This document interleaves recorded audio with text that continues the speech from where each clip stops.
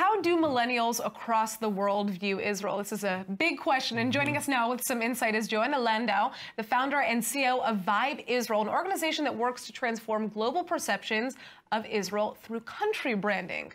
We're going to have to talk about that as well, but tell us first, a survey was recently done regarding the perception of Israel among young people, among millennials. What came out? What's the details? So we actually did the survey last year, and then we repeated it the year after, so 2018 and 19. We found mainly that when we asked what are the associations that people have, what word comes up when they think of Israel, we were expecting to see the Israeli-Palestinian conflict high up there. The first answer was Judaism. Interesting. And most of the other answers were relating to religion. There was violence and warfare in there, but that was more a question of personal security. The Israeli-Palestinian conflict came in at around 6th place, so that was kind of surprising. And were attitudes overall positive or negative or neutral? So we were not asking that question, because whenever you ask a question about country branding, you don't ask what is your attitude towards the country. No, you want to know what comes to mind when you're thinking about So we asked, for example, what does Israel do best? What is it? What does Israel do best? So most people said, I don't know. Which is a blank canvas, which for a brand, it's an opportunity, right? Because then we can paint it in the colors that we want. Absolutely. Startup Nation, which everybody prides itself, you know, for Israel, came in only about 5% knew about Startup Nation. Wow. Yeah, so we're talking about people under the age of 40.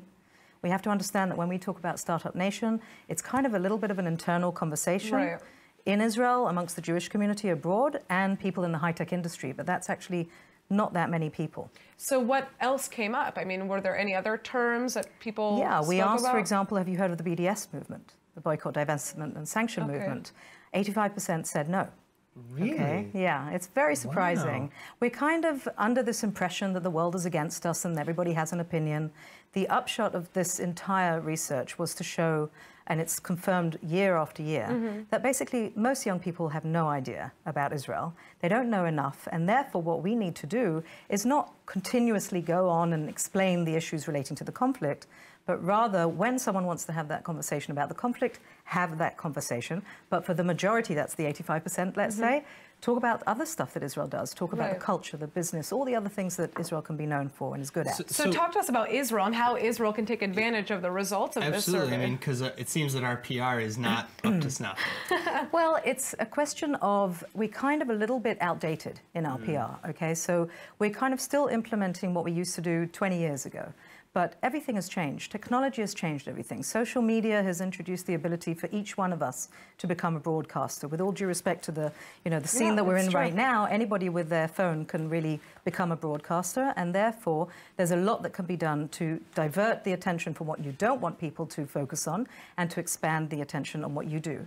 So it's called country branding. Every country does it. Every country literally has, within the government or outside the government, what one would compare to a marketing department of a company, and their job is to tell the story of the country. You do it through campaigns.